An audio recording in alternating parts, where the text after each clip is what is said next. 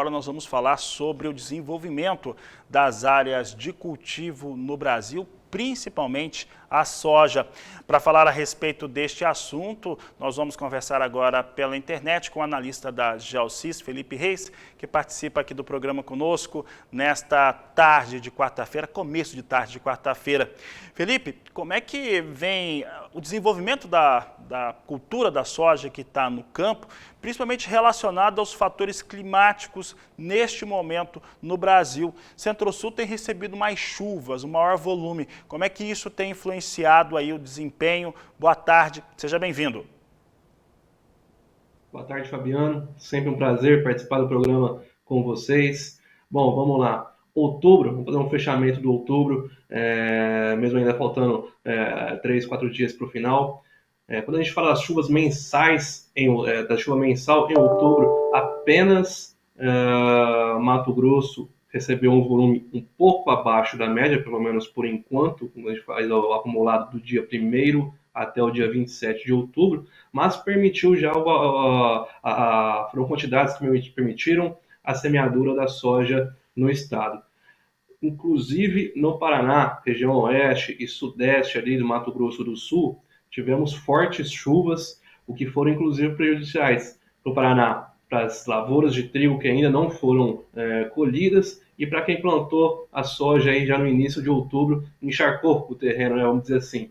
A umidade do solo hoje está acima da média, praticamente todas as zonas da soja, aí, todo o centro-oeste e boa parte do sul. Apenas o Rio Grande do Sul está com a umidade do solo abaixo da média. Ainda não é um problema, que a gente está no início do ciclo, mas caso essa seca se prolongue no Rio Grande do Sul, no extremo do sul do país, isso pode diminuir o potencial produtivo da soja e do milho de primeira safra no estado. Mas ainda tem muita coisa para acontecer. Quando a gente olha a umidade do solo, a atenção maior está para a Argentina, onde tem uma seca um pouco mais intensa do que no Brasil, e eles estão com trigo, cevada, já plantando o milho. Então a atenção hoje para a seca é um pouquinho mais para a Argentina. Brasil, o que nós olhamos para os próximos dias, nós trabalhamos com dois modelos. O modelo europeu aponta baixa precipitação ainda para o sul do país, Mato Grosso do Sul também, o que para Paraná e Mato Grosso do Sul vai permitir aí o avanço das operações de campo, seja colheita de trigo, plantio de soja, e a umidade do solo vai continuar acima da média por causa da alta precipitação nas últimas semanas, certo? Para Mato Grosso, Goiás, Minas Gerais e parte de São Paulo, as chuvas devem continuar acima da média nesses estados, pelo menos boa parte. Nós sabemos que parte do Mato Grosso, ali região de Comodoro, Cáceres, choveu um pouquinho abaixo da média, a umidade do solo nessa região está um pouquinho abaixo, deve ter chuvas para os próximos dias de acordo com o modelo europeu. O modelo americano está um pouquinho mais pessimista. Vamos acompanhar como serão os primeiros dias de novembro. Né? Mas de uma maneira geral, mesmo nas regiões onde a precipitação ou onde as condições não estão tão favoráveis, nós podemos falar que estão melhores do que no ano anterior. Felipe, hoje você falou que as condições são melhores do que o último ano, mesmo com uma chuva bem mais expressiva do que nós tínhamos na campanha passada, nesta mesma época, nós temos um cenário de lavoura de semeadura mais adiantado.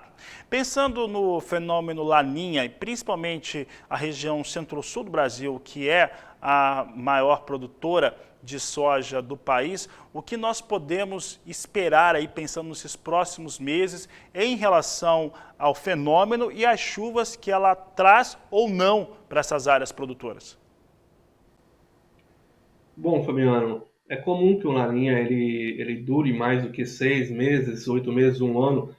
O contrário do El Niño, ele tem um forte impacto, mas num curto espaço de tempo. Tá? Nós podemos ter um Laninha, como são as previsões do governo dos Estados Unidos, mas esse Laninha deve ter uma intensidade menor, o impacto dele deve ser menor este ano do que no ano anterior. Ainda há uma certa discussão quando se fala se nós teremos um Laninha ou não, mesmo para o fim do ano, apesar da proximidade com novembro, com dezembro, mas se tivermos, ele não deve ter um impacto como teve no ano passado. Caso a gente tenha de fato um laninha, nós devemos ter um baixo volume de chuvas no Rio Grande do Sul. Essas são as previsões para 30 a 60 dias. Lembrando que as previsões de longo prazo, 30 a 60 dias ou mais, elas vão sendo ajustadas com o tempo, por isso que nós trabalhamos com uma previsão climática mais curta, porque a acertabilidade, a eficácia é bem maior, certo? Mas ainda a preocupação com a laninha, ela não deve criar, não deve ter um impacto tão grande no potencial produtivo como teve no ano passado. A preocupação ainda é pequena com a laninha, mas caso nós tenhamos, deve ficar um pouco mais restringido ao Rio Grande do Sul.